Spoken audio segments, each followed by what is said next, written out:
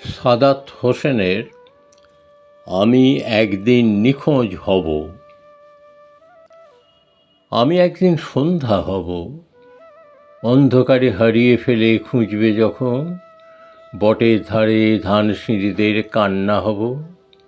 মাঝির হঠাৎ অবাক ভুলে বৈঠাহারা নায়ের মতন আমিও অমন ভেসেই যাব। পদ্ম পাতায় জলের মতন, শিমুল তুলোর মনের মতন আমিও সেদিন উবেই যাব। আমি একদিন পাখি হব, একলা আকাশ একলা ডানায় চুপটি করে পাড়ি দেব। সঙ্গে নেব গোপন কথা, ছোট্ট বুকের বিশাল ব্যথা।